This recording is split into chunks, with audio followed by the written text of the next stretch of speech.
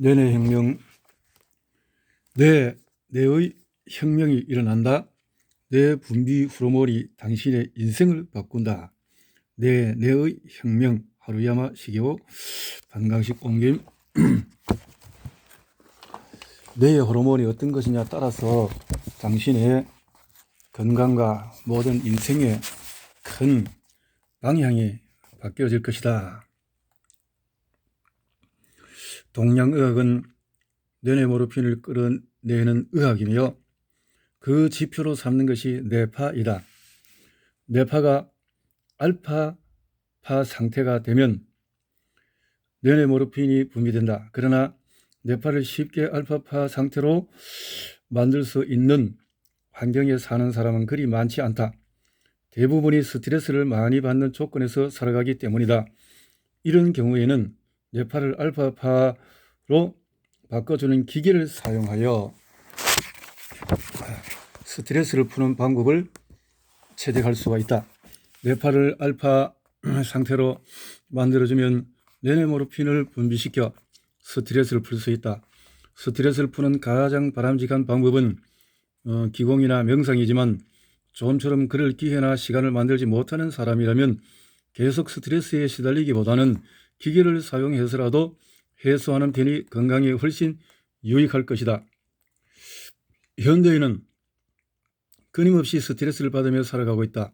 각자 나름대로 해소법을 찾아내며 살아가고 있겠지만 개중에는 자각이 불가능한 스트레스도 있다. 특히 오랜 시일에 걸쳐 먼지처럼 조금씩 쌓여가는 스트레스는 그만큼 포착하기 힘들 것이다. 특별히 아픈 데도 없고 건강진단을 받아도 별 이상이 없다. 그러니까 나는 건강하다 하지만 이런 생각이나 믿음은 잘못된 것이다. 건강은 의료 검사에서 나온 수치만으로 판단할 수 없기 때문이다. 세계보건기구 즉 WHO는 건강에 대해서 다음과 같이 정의를 내렸다. 건강이란 단순히 질병에 걸리지 않거나 병약하지 않은 상태를 뜻하는 것뿐만 아니라 신체적, 정신적, 사회적으로도 안전한 상태를 의미한다는 것이다. 이것은 건강에 대한 매우 바람직한 해석이라 생각한다. 내가 진찰한 사람 가운데는 사회적으로 상당히 성공한 사람도 많다.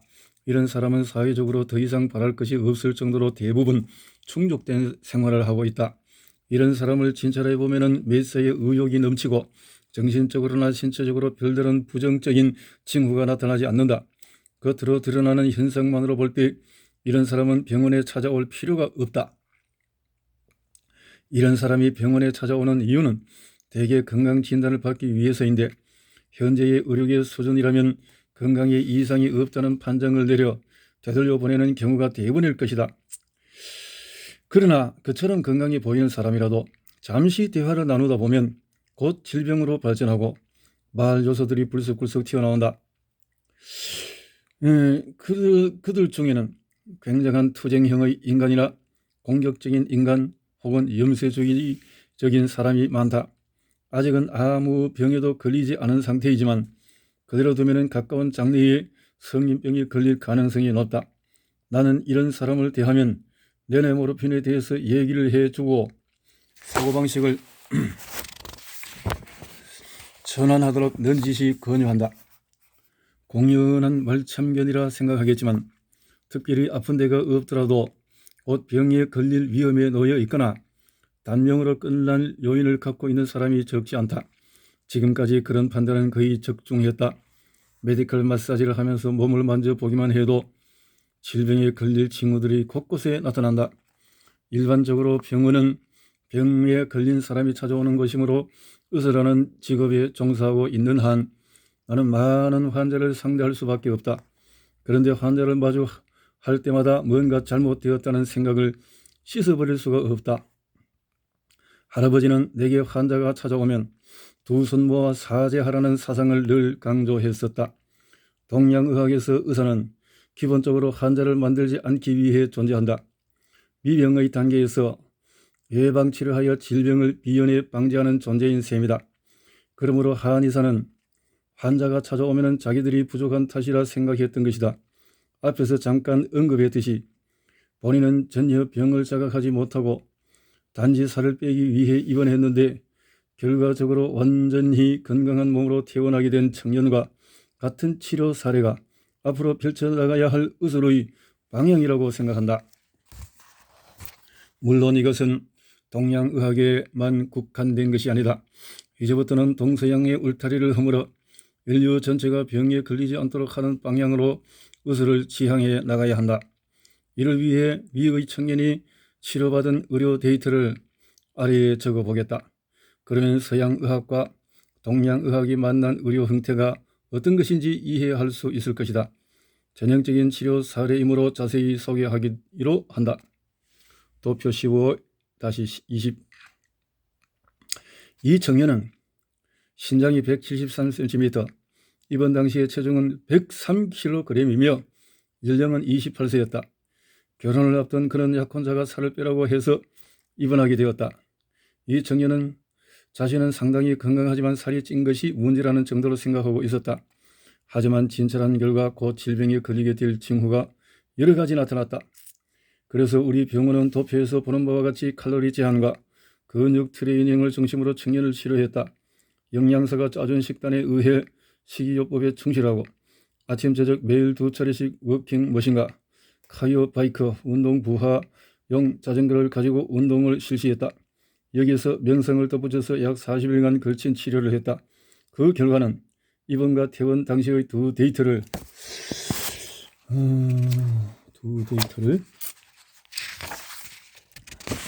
통해서 이렇게 보았는데, 도표를 통해서 28세에 병적이고 이렇게 103kg 쭉쭉 나갔는데 4일째, 9일째, 10일째, 20일째, 50일째 이렇게 완쾌해서 퇴근하게 된 사례가 나왔군요.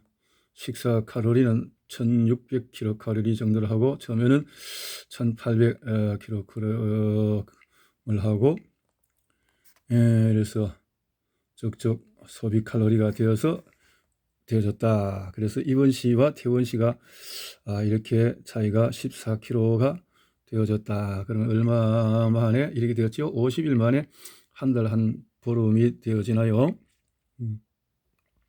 그래서 이렇게 빠졌는데요. 지방률이 이렇게 빠지고 GOT, GPT가 차이가 좀 나나요? GT 55, AP 총 콜레스테롤 수치가 쭉 떨어지고 리포 단백도 이렇게 중성지방이 쭉 떨어졌군요. 요산 수치도 이렇게 떨어지고 체중이 이렇게 도표해서 쭉쭉쭉쭉 이렇게 떨어졌고 GPT는 아예 쭉 떨어졌네요. 총 콜레스테롤 수치도 쭉 떨어졌고 중성지방은 아예 쭉 떨어지게 되어졌다. 이렇게 할 수 있다는 거죠. 자, 이렇게 그는 입원할 때 이미 질병에 걸릴 가능성이 높은 위험한 상태였다. 그대로 두면 성인병에 걸릴 게 불보듯이 뻔했다. 30대나 40대가 되면 매우 심각한 성인병에 시달릴 상황이었다. 곧 결혼하여 아이도 생길 터인데 그 아이가 국민학교에 들어갈 무렵에 아버지가 병에 걸려서 장기 입원하게 된다면 젊은 부인의 걱정은 이만저만이 아닐 것이다. 그러나 불행하게도 그렇게 될 가능성은 매우 높았다. 그러나 이것은 나 혼자만의 걱정이고 본인은 전혀 눈치조차 채지 못했다. 그런 사람이 하루에 1600에서 1800칼로리의 식이요법과 근육 트레이닝으로 체중을 15kg이나 줄였으며 다른 수치도 거의 정상치로 되돌렸다. 그러나 청년은 자기가 병에 걸릴 위험에 놓여 있었다는 사실도 그것이 나았다는 사실도 모른 채 살이 빠졌다는 사실 하나만으로 아주 만족스러워하며 퇴원했다. 사실 체중 15kg인 줄인 정도의 다이어트는 아주 만족할 만큼의 대단한 일은 아니다. 체중 감량 20kg 정도는 그리 어려운 일이 아니다. 다른 수치와 균형을 이루기 위해 체중을 급격하게 줄이지 않았을 뿐이다. 그렇죠. 저탄고지를 해도 150kg이 100kg으로 되어지는 것이 쉽게 되어지는 것을 볼 때에, 그러나 요요가 없는 다이어트가 되어야 되니까 갑작스럽게 그냥 지방만 빼서는 될 일은 아니다. 보통 사람이라면 뚱뚱하다는 이유 하나로는 입원하지 않을 것이다. 이 청년 역시 결혼을 앞둔 상황에서 약혼녀가 원한다는 특수한 계기로 인해 입원했다. 그러나 시간적인 여유만 있다면 입원하지 않아도 충분한 효과를 얻을 수 있다. 중요한 것은 지금 자신이 어떤 상태에 있느냐 하는 것은 검사하는 수밖에 다른 방법이 없다. 건강 상태만 체크하면 지금 같은 생활 방식을 계속할 경우에 몇 년 후에는 어떠한 병이 생길 것이라고 가르쳐 줄 수가 있다. 또한 병에 걸리지 않으려면 어떻게 해야 하는지 생활 지도도 해줄 수 있다. 지도 사항을 잘 지켜 실천에 옮긴다면 대부분의 질병은 미연에 예방할 수 있을 것이다. 그런데도 병에 걸린다면 그때 병원에 가는 것이다. 나는 현재처럼 질병에 걸린 다음에야 치료하는 형태의 의술은 지양되어야 한다고 생각한다. 지금부터라도 몸을 단련시켜서 젊음과 아름다움을 유지하도록 도와주는 여러 가지 시설과 의료시설을 하나로 통합한 의료 시스템을 만들어 가도록 노력해야 할 것이다. 알파파를 일으키는 명상법은 지금까지 소개한 치료법을 보면 명상이 대단히 큰 비중을 차지하고 있다는 사실을 알게 되었을 것이다. 사실 명상이야말로 동양의학의 중심 사상이며 이것만 가능하다면 뇌내 모르핀이나 알파파는 물론 근육이나 혈관에 관한 문제도 모두 해결할 수가 있다. 아니 명상은 여기에서 설명한 그 이상으로 대단한 효력을 가지고 있다. 그렇다면 명상이란 도대체 무엇인가? 지금까지 한 설명으로 어느 정도 이해했으리라고 생각한다. 그러나 세간에는 선이나 요가 등에서 수행하는 명상법을 명상의 전부로 생각하고 있는 사람이 많다. 그러나 동양의학에서 말하는 명상이란 그렇게 틀에 박힌 것이 아니며 또한 머리를 깨끗이 비우는 등의 어려운 행위를 요구하지도 않는다. 기분이 좋다고 느끼는 그 자체도 하나의 명상이라고 할 수 있다. 그리고 할아버지 할머니가 손자의 귀여운 모습을 생각하거나 젊은 남자가 사랑하는 연인을 생각하는 그 자체도 명상이다. 옛일을 생각하며 추억에 젖거나 아름다운 경치를 바라보거나 건전한 취미에 몰두하거나 아름다운 음악이나 그림을 감상하는 행위는 물론 시냇물 소리나 산새의 지저귀 소리, 낙서가 떨어지는 소리, 바람이 부는 소리를 가만히 듣는 일도 명상의 하나이다. 사람에 따라서는 공항이나 항구의 소음도 기분을 좋게 하는 요소가 될 수 있다. 알파파를 발산하도록 자극하는 대상이라면 모두 명상의 재료가 될 수 있다. 후리에의 알파 법칙이라는 것이 있는데 그림에서 보는 바와 같이 물결 모양의 중심선이 F분의 1 선상에 있으면 마음이 안정되어 명상에 도움이 된다. 사람의 마음을 안정시키는 진동, 알파파의 진동, 베타파의 진동은 이렇게 주파수가 이 법칙은 1920년경에 전기공학 분야에서 많이 논의된 F분의 1 소음이라는 진공관의 열잡음에 관계된 소음의 한 형태에서 시작되었다. 열잡음은 일정한 경향성을 띠고 있기 때문에 규칙적인 진동이 생긴다는 것이다. F분의 1 진동은 그 잡음 연구의 원리에서 힌트를 얻어 창안한 이론으로 최근에는 우주 창조의 원리도 이 이론으로 해명할 수 있다는 주장까지 발표되고 있다. F분의 1 진동이 원자나 분자의 운동은 물론 생명의 탄생에 이르는 모든 것에 관련되어 있다는 것이다. 음악을 예로 들어 F분의 1 진동 이론에 대해 간단히 설명해 보겠다. 음의 주파수를 Y축으로 하고 음의 강도를 X축으로 할 때 음의 강도와 주파수가 반비례하여 경사각 45도를 나타내는 직선이 있는데 템포나 리듬의 중심이 이 직선 위에 자리하는 음악은 정서적으로 사람을 안정시킨다는 것이다. 우주가 만들어진 이래 자연계에 존재하는 모든 소리는 F분의 1 진동의 형태를 띠고 있으며 이것은 오감을 통해 인간의 정서를 안정시킨다는 사실이 실험을 통해 증명되었다. 그러나 개인차가 있어서 누구나 똑같은 반응을 보이는 것은 아니다. 그래서 우리 병원에서는 알파파를 이끌어내는 방법을 400가지 정도 개발해 놓았다. 누구에나 생각만 해도 기분이 좋아지는 어떤 대상이 있을 것이다. 명상은 바로 그런 대상을 머리에 떠올리는 행위라고 해도 무방하다. 반면에 어려운 말이나 학설은 전부 이해한다고 해도 뇌에 무리를 주어 베타파를 발산하기 때문에 바람직하지 못하다. 명상의 목적은 뇌파를 알파파로 만드는 데 있다. 알파파가 많아지면 뇌모르핀이 나온다. 차츰 익숙해지면 명상하는 도중에 그 대상을 다른 대상으로 바꿀 수도 있다. 따라서 명상을 하다 보면 매우 커다란 행복감을 맛볼 수 있게 된다. 그러면 인체를 위협하던 징후는 서서히 꼬리를 감추게 될 것이다. 인간의 육체는 매우 교묘하게 만들어져 있을 뿐 아니라 살아가는 데 필요한 모든 요소를 갖추고 있다. 약이 필요할 때는 내부의 제약 공장을 가동해서 필요한 만큼 공급해준다. 그러므로 인체 내부의 능력을 올바르게 사용한다면 이상이 생기거나 병에 걸릴 위험은 거의 사라진다. 동양의학은 본래 인간이 갖고 있는 능력을 철저하게 활성화시키는 것을, 만일 스스로 그런 능력을 활성화시킬 수 없다면 지압이나 명상 그리고 호흡법이란 기술을 통해서 그 능력을 이끌어내는 것을 기본으로 한다.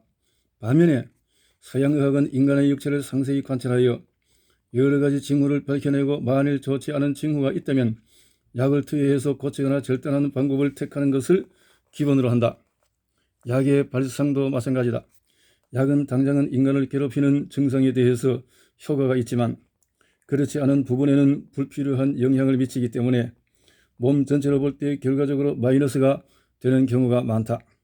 혈당 치료를 내리는 인슐린이 좋은 사례이다. 당뇨병에는 인슐린이 부족해서 생기는 병이다. 따라서 외부에서 주사기를 통해서 인슐린을 인체 내부에 주입하면 일단 급한 고비는 넘길 수 있다. 하지만 인슐린 부족 현상이 생기는 이유는 췌장이 이 호르몬을 제대로 만들어내지 못하기 때문이다. 그런데 체외에서 이 호르몬을 주사기로 투입하면 췌장의 인슐린 생성 기능은 그만큼 더 후퇴하게 된다. 결국에는 장기 자체가 퇴화해 버리는 위험도 있다. 이것은 당장의 고비를 넘기기 위한 조치가 인체 전체에는 커다란 마이너스로 작용하게 되는 서양 의술의 한계를 나타낸다. 그래서 나는 당뇨 환자를 만나면 단단히 각오하고 인슐린 주사를 중단하라고 권유한다. 물론 적절한 시기를 설정해서 행동에 옮겨야 하겠지만 앞에서 소개한 사례에서 잘 나타나듯이 당뇨병은 인슐린 주사 없이도 충분히 완치할 수 있다. 대부분 적절한 운동과 식사 그리고 명상을 성실히 수행하는 정도로 가능하다. 이 같은 방식은 당뇨병은 물론 소화성 궤양이나 고혈압, 지방간, 암 등을 예방하고 치료하는 데도 상당한 효과를 올리고 있다. 하루 최저 5,000보 우뇌를 활동시키며 걷는다. 인간의 육체는 대개 25세를 전후로 발육을 멈추고 점차 노화의 단계로 들어선다. 노화의 진행을 그대로 방치하면 뇌세포는 하루에 10만 개꼴로 죽어가고 근육도 쇠퇴하기 시작한다. 하지만 사회생활에 시달리다 보면 정신적으로 시간적으로 인체를 단련할 여유가 점차 줄어든다. 그렇다면 일상생활을 하면서도 뇌세포를 지키고 근육을 튼튼하게 유지하는 방법은 없을까? 다행스럽게 누구나 할 수 있는 아주 간단한 방법이 하나가 있다. 하루에 최소 5,000보를 걷는 것이다. 걷는 운동은 뇌모르핀을 분비하는 데 아주 효과적이다. 원래는 13,000보를 기준량으로 잡고 있지만 최소한 5,000보는 걸어야 한다. 이것을 꾸준히 실천하면 위에서 말한 목적은 거의 실현할 수 있다. 일상생활을 통해서 기본적으로 걷는 양이 있긴 하지만 현대인의 생활 패턴으로 볼 때 아무래도 그 양은 턱없이 부족하다. 그러므로 부족한 양을 의식적으로 보충하는 노력이 필요하다. 걷는 양이 부족하다고 느낀 날은 퇴근한 다음에라도 산책을 해서 부족한 양만큼 보충해야 한다. 비가 와도 우산을 쓰고 걸어야 한다. 심한 폭풍우가 불지 않는 한 매일 5,000보 이상 걷는 운동을 지속해야 한다. 산책 코스를 여러 개 만들어 놓고 그때그때 기분에 따라 선택하는 것도 실증나지 않게 걷는 운동을 지속할 수 있는 좋은 방법일 것이다. 걷는 동안에는 명상을 하는 것이 좋다. 편하게 눕거나 좌선으로 몸을 이완시켜 명상이 가능한 것은 아니다. 산책을 하면서 명상을 하면 오히려 3배, 4배 이상 효과적이다. 그러면 그러면서 어떤 생각을 할 수 있을까? 나는 꿈이나 희망 그리고 장래 계획에 관해서 생각한다. 앞으로 병원을 어떻게 경영해 갈 것인가? 이상적인 병원을 만들려면 어떻게 또 등의 생각을 떠올려 본다. 일단 이런 생각을 시작하면 기분이 좋아지기 때문에 쉽게 멈출 수가 없다. 심지어 비가 내리고 있다는 사실조차 까맣게 잊어버릴 때가 있다. 이런 생각에 빠져든다는 것은 우은혜가 그만큼 바쁘게 활동한다는 것을 의미한다. 알파파는 우은혜에서 나오므로 우은혜를 활동시키려면 좌뇌를 진정시킬 필요가 있다. 그런데 좌뇌를 진정시키는 데 가장 효과적인 방법이 바로 걷는 운동이다. 좌뇌가 잠잠해지면서 우은혜에서 지혜가 솟아오른다.